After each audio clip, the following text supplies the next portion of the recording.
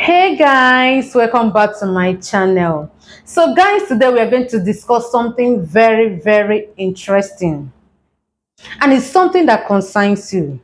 Yes, you that is watching this video, it concerns you. Whether you are married or not, you have a lot to learn from this video.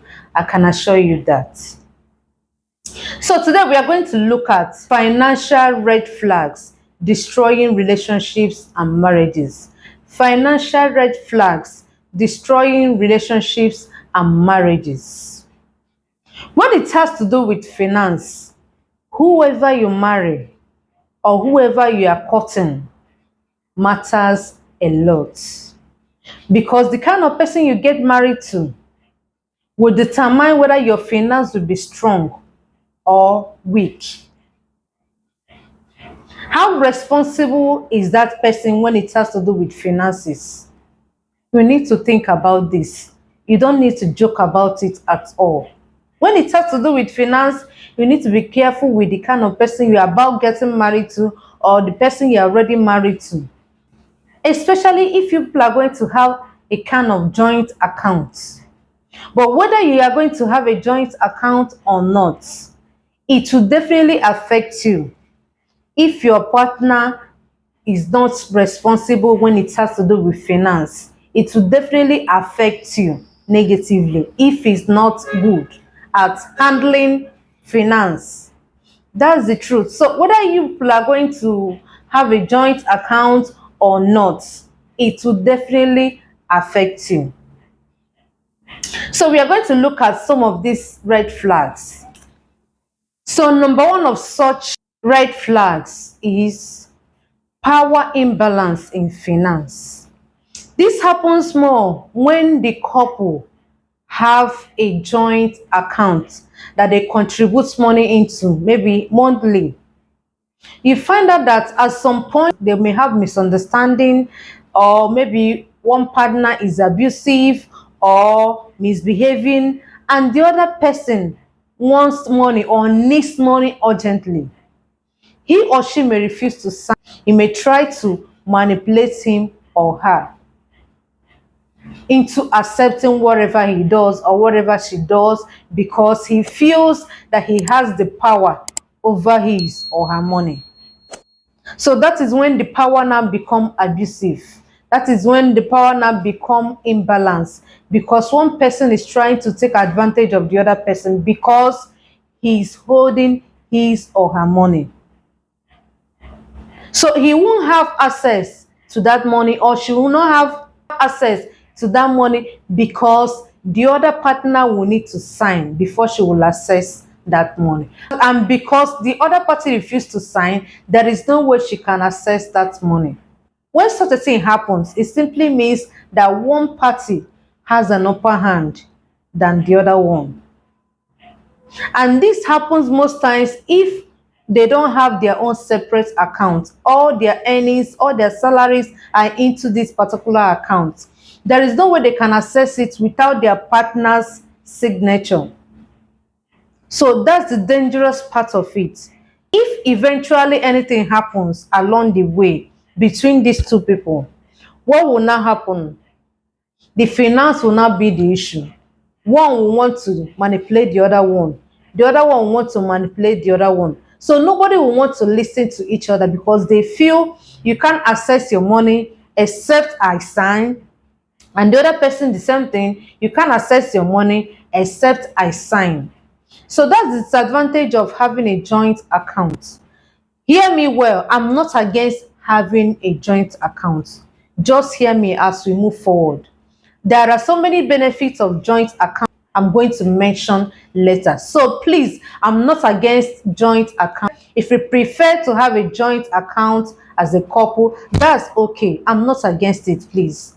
But I'm just telling you where power imbalance can come in when you have a joint account. There could be a kind of power imbalance. One will want to manipulate the other. One will want to take advantage of the other. So you need to be careful with this before you think about opening a joint account.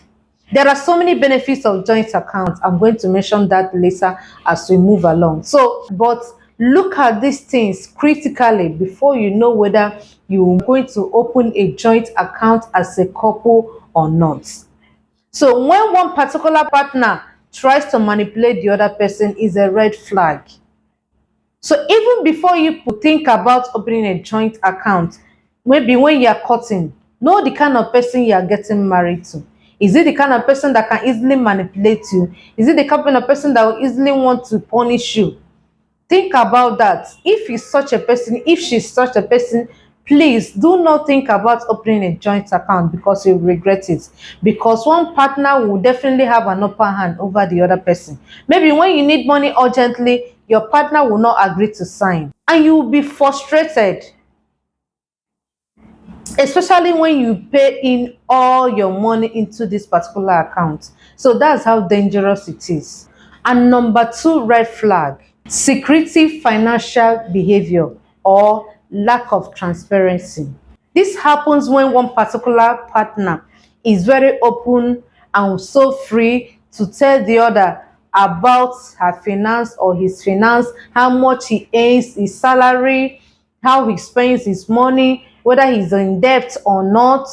He's so open, she's so open. Why the other person is so secretive about these things? He does not tell the partner how much he earns. He does not tell the partner the expenses, how he spends his money. He does not tell the partner whether there is debt he needs to settle or not. He's so secretive about these things. That's a serious red flag. If eventually this person gets married to you and he's in a heavy debt, his debt becomes yours automatically. So if you people decide to open a joint account, it simply means that the whole money that both of you are contributing are going to go for that debt. They are going to go for that debt because you will need to clear it. So, but once you know about this, you should be able to avoid it because it can affect you and affect your family as well. I'm not saying that you shouldn't help your partner to pay debt. No, I did not say that. But you should rather ask questions. Why is he in debt? That's number one thing you should ask. Why is your partner in debt? So if he's not telling you anything about that and you eventually opens a joint account, it's going to affect your family. It's going to affect whatsoever that you are keeping that money for. Be it projects, be it whatsoever. Sometimes even house rent, you will not be able to pay because you both will need to clear that debt that is being owned by one partner. So before you try or plan towards opening a joint account, be sure that none of you has any debts to clear. Because if you do, it will affect the whole plans you people have made for that finance or for that money that you're saving. It will definitely affect it. Sometimes it will get to the point of you people not being able to do the little things you're supposed to do because your money has entered into settling debts every time. So you need to ask question, why is this person in debt? Sometimes it could be that the person spends so much. He has that habit of spending money. Once any money enters into his hand or any money enters into her hand, he will start buying everything he sees. She will start buying everything she sees. So because of that, he or she can go to the point of borrowing money just to get whatever that they want to get. So you find out that those kind of people cannot save money and they can put anybody in debt if you allow them. If you have a joint account with such a person, you are going to suffer it as a partner. So you need to know about these things before you think about opening a joint account with that kind of person. So you must look out for this.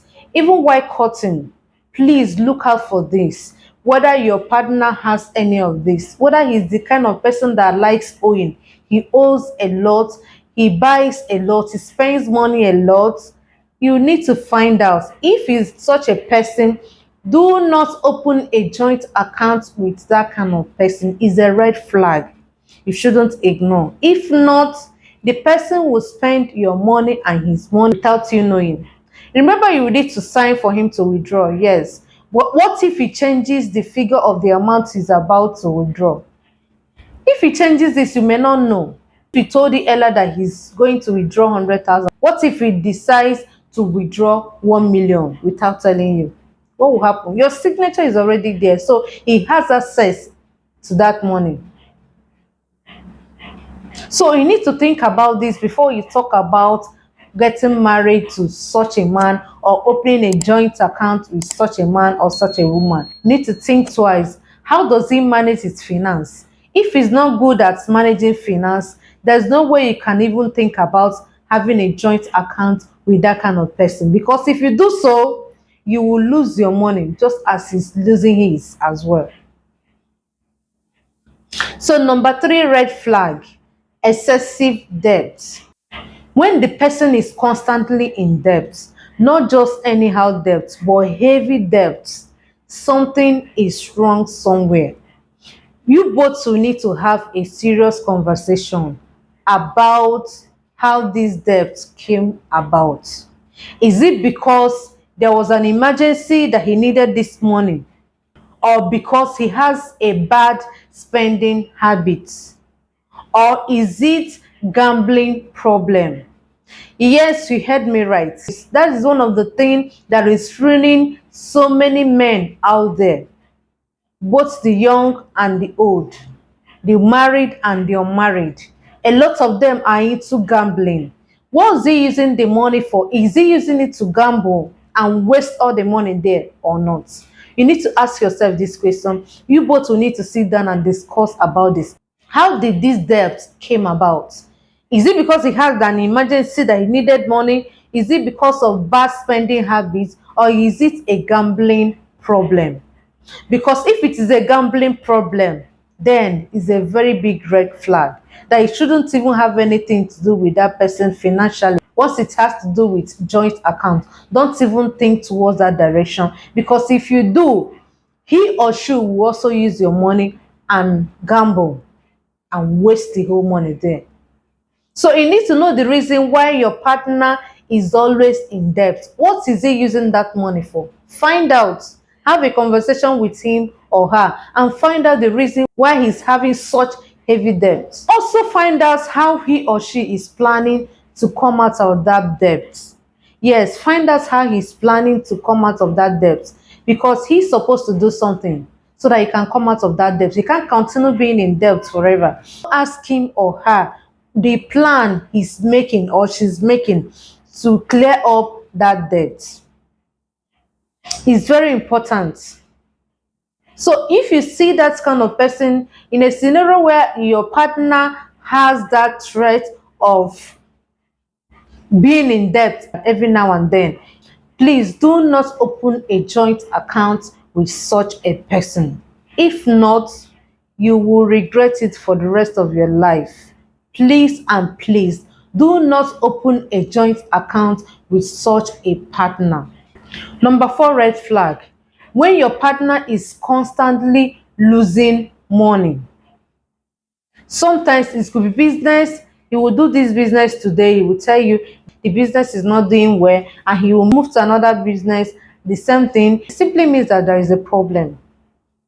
And you both also need to have a conversation about this. Is it poor management?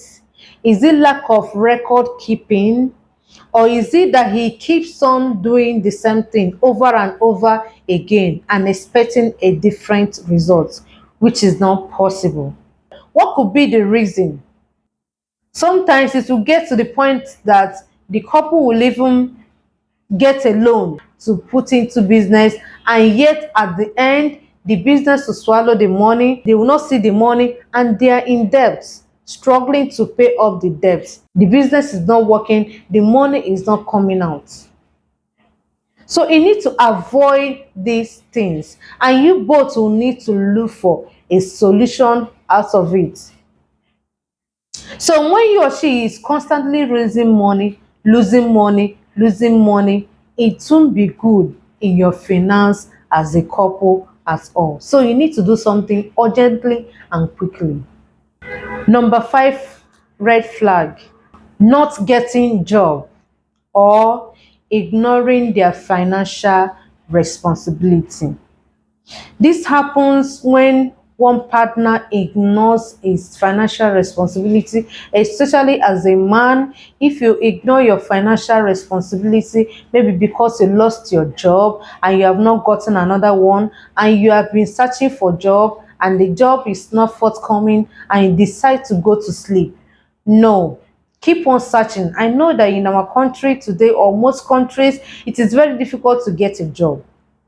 Yes, if you cannot get a job, just look for any other thing you can be doing to just be getting a little amount of money, and keep on looking for a job. Don't say because you have not been able to see any job, you just go to sleep. No, job will not meet you at home. You can only meet job outside. So continue searching. Don't relax because you have tried and you couldn't get a job and you want to go to sleep. No, it's not done that way. And for the meantime, you can look for something that you can use and be supporting your family. It could be an online business or whatever. For instance, he's an engineer and all the application he's sending, all the jobs he's looking for has to do with engineering job. That is his area of study. He doesn't want to look for something quite different from what he or she has studied. No, learn how to go for even things that you have not studied. It could be that particular thing that will help you to succeed. It could be that particular thing that will put food in your table more than the one you are looking for, or the one that has to do with your course of study. That one could just be the one you will earn more money than the one you think that you will get that has to do with your course of study. So even if they're offering you a job that the salary is far lesser than maybe the place you were working previously, please just manage that particular salary for the meantime and then keep on looking for a better job that will give you more money, instead of you rejecting that particular one because you feel that it's not for you, it's not meant for someone like you. It's only you're an engineer, so you don't need to work all this mini job. You know, to get a job that is meaningful, a job that can fetch you a whole lot of money. No, instead of you waiting for that big job, please manage the one that is available. As far as it will help you contribute, the little you can contribute for your family, please do so. Don't feel relaxed because your partner is capable of settling the family expenses, the family upkeep, and the rest. So you feel that you can relax until you get that big job. No, manage the little one you can be able to get and continue pushing, continue searching for job. Definitely with time, you are going to get a better job. But please and please, do not reject a job because it does not have anything to do with your course of study and all that. No, rather manage that particular job and then continue searching for a better job. As if a couple wants to do a project, it could be house, it could be anything, they want to do that project, to find out it will be much easier for them to achieve that if they have a joint account, because the salary is coming here and here, so it makes the work much easier for them. They can easily achieve that without wasting so much years. If it is something that will wait for one person, that will take one person like 7 years to achieve, they can actually achieve that thing in 3 years or in 4 years because they are having a joint account. So it can help them to easily achieve anything if the both of them are responsible financially. That's the most important thing. Both of them has to be responsible financially. If both of them are responsible when it has to do with finance, they can achieve anything. They can venture into projects and it will be so easy for them to actualize it. So guys, this is where we are ending it for today. Please, if you have not subscribed to my channel, remember to do so. Like, comment, and share this video. See you guys on my next video. Bye for now.